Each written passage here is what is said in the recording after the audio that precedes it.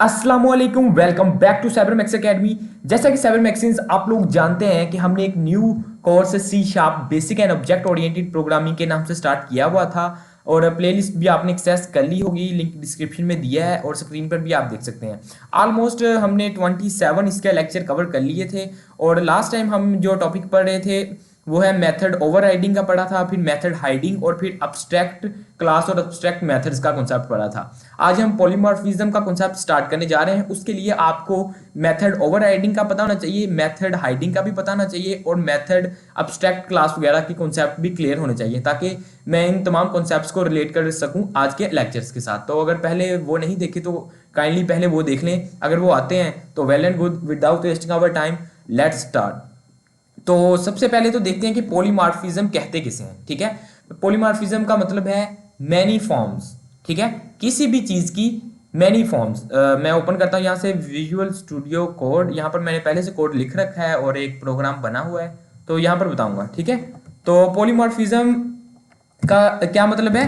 Many forms. ठीक है, यानी किसी भी चीज की कई हालतें, कई उसकी सूरतें आप कह सकते हैं। ठीक है, तो क्या मतलब इसका? जिस तरह आप लास्ट टाइम हमने ओवरराइड का कॉन्सेप्ट पढ़ा था। ओवरराइड का कॉन्सेप्ट पता नहीं क्या होता था कि एक ही नाम है, ठीक है, मेथड का, और डिफरेंट कॉन्सेप्ट्स डिफरेंट क्लासेस में वो यूज हो रहा है और हम हर क्लास के अंदर उसकी डेफिनेशन डिफरेंट थी, तो उसके लिहाज से हम उसको कॉल वगैरह करते थे, हम उसको ओवरराइड वगैरह कर लेते थे।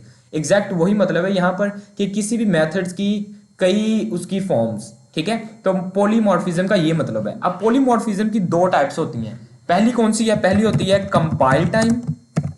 ठीक है, और इसे हम क्या कहते हैं? हम इसे स्टैटिक पॉलीमॉर्फिज्म भी कहते हैं। ठीक है, तो इसे स्टैटिक पॉलीमॉर्फिज्म कह सकते हैं आप। और दूसरी होती है रन टाइम। ठीक है, और इसे आप डायनामिक, ठीक है, रन टाइम, इसे आप डायनामिक पॉलीमॉर्फिज्म भी कह सकते हैं। तो इसे मैं कह देता हूं डायनामिक। ठीक है, तो कंपाइल टाइम क्या होती है? कंपाइल टाइम में आ जाती है फंक्शंस की और ऑपरेटर्स की ओवरलोडिंग। ठीक है, इसमें आ जाती है क्या? ओवरलोडिंग आ जाती है इसमें। और इसमें देखते हैं यहाँ पर ओवरलोडिंग आ जाती है और यहाँ पर क्या आएगा?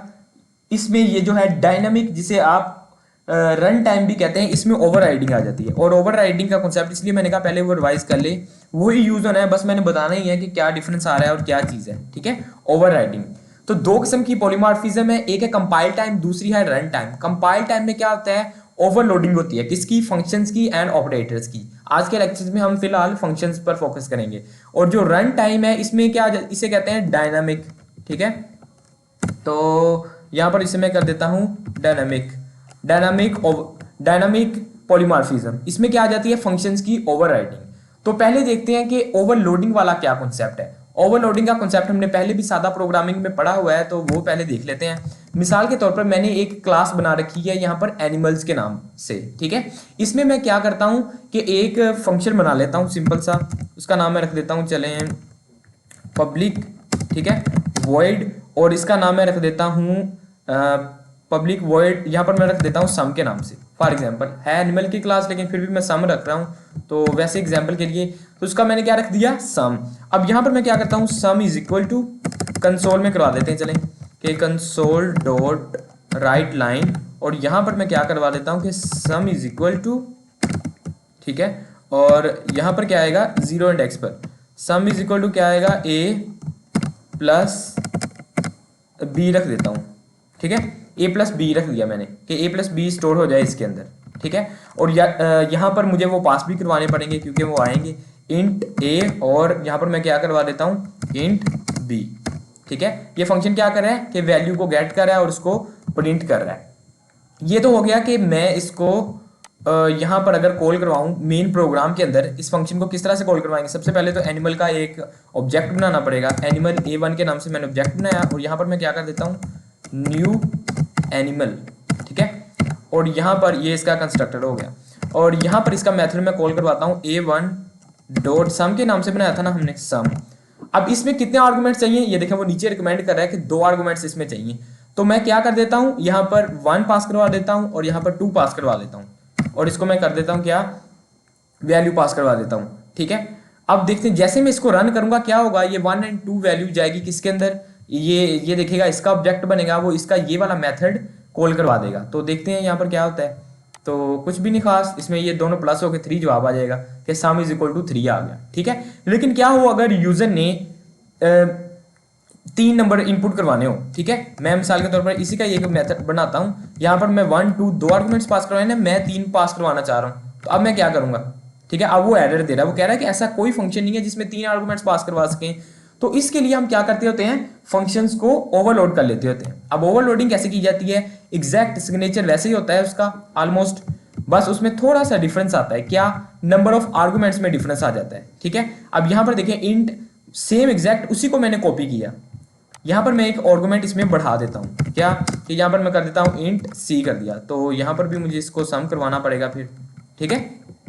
इसी तरह इसको मैंने क्या करवा दिया, सम सी कर देता हूं, ठीक है। इसी तरह अगर यूजर को लगता है कि 4 वाला भी आ सकता है तो एग्जैक्ट इसी को कॉपी करूंगा और यहां पर मैं एक और आर्गुमेंट बढ़ा दूंगा। तो सिग्नेचर में डिफरेंस क्या आ रहा है, नंबर ऑफ आर्गुमेंट्स चेंज हो रहे हैं। और यहां पर इसकी डेफिनेशन में यहां पर एक और चीज प्लस करवानी पड़ेगी, डी कर दिया, ठीक है।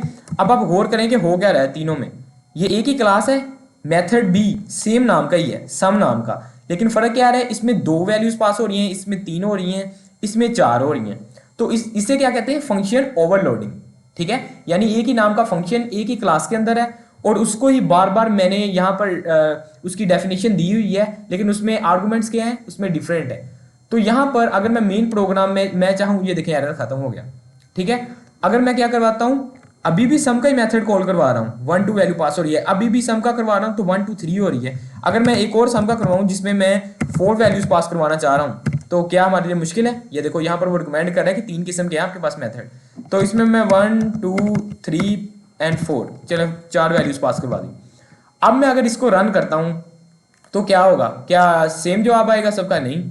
3 मेथड सेम है लेकिन क्या करेंगे, वो अपने अपने हिसाब से चलाएगा। इसने अपने हिसाब से सम वाला चलाया कि 2 आर्गुमेंट्स वाला चाहिए, इसने अपने हिसाब से, इसने अपने हिसाब से। तो ये क्या हो गया, मेथड ओवरलोडिंग, ठीक है। तो ये ओवरलोडिंग का कांसेप्ट हमने पहले भी पढ़ा है, लेकिन पॉलीमॉर्फिज्म में 2 किस्म की हैं, स्टैटिक और या इसे कंपाइल टाइम कहते हैं या इसे स्टैटिक पॉलीमॉर्फिज्म कहते हैं। तो इसमें क्या है, ये ओवरलोडिंग का कांसेप्ट आ जाता है। अब चलते हैं दूसरी किस्म की जो है, तो इसको मैं खत्म कर देता हूं यहां से।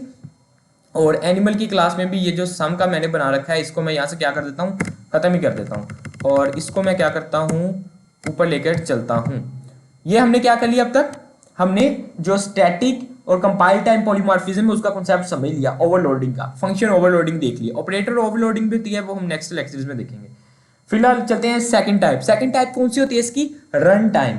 अब रन टाइम को डायनामिक पॉलीमॉर्फिज्म भी कहते हैं। इसमें क्या कॉन्सेप्ट आता है, ओवरराइडिंग का, ठीक है। यानी वर्चुअल ओवरराइड और अब्स्ट्रैक्ट, जो हमने लेक्चर नहीं पढ़ा था ये वाला, एग्जैक्ट वही कॉन्सेप्ट यूज हो रहे हैं। ये हम ऑलमोस्ट जो होती है पॉलीमॉर्फिज्म ही पढ़ रहे थे, ये जो कॉन्सेप्ट थे इसमें, ठीक है। लेकिन इनहेरिटेंस का कोई भी कॉन्सेप्ट साथ समझाना था तो इसलिए ये ओवरराइडिंग का साथ बताना पड़ा। तो ये क्या है, मेथड ओवरराइडिंग, और ये अब्स्ट्रैक्ट जो हम कर रहे थे सीन, एग्जैक्ट वही सीन यहाँ पर यूज होगा। तो क्या होगा, इसके लिए हम यहाँ पर करते हैं एग्जाम्पल ले लेते हैं एक, ठीक है। मैंने यहाँ पर पहले कोड लिख रखा है तो इसको मैं ना ऊपर लेके चलता हूँ ताकि हमें अच्छे से समझ आए कि ये हो क्या रहा है यहाँ पर, ठीक है। और इसको मैं लेके चलता हूँ ऊपर, और यहाँ पर समझ लें कि जब किसी भी चीज़ को ओवरराइड करना है, रन टाइम पॉलीमॉर्फिज्म करनी है, तो ओवरराइडिंग के लिए तो आपको पता है इनहेरिटेंस करनी पड़ती है। तो मैंने क्या कर रखा है, यहाँ पर एक मेन क्लास बना रखी है, इसको मैं अनकमेंट कर देता हूँ, कंट्रोल के एंड यू से अनकमेंट करते हैं, ठीक है। ये भी याद रखना, कंट्रोल के एंड सी से क्या कमेंट, और कंट्रोल के यू से इसको अनकमेंट कर सकते हैं, ठीक है।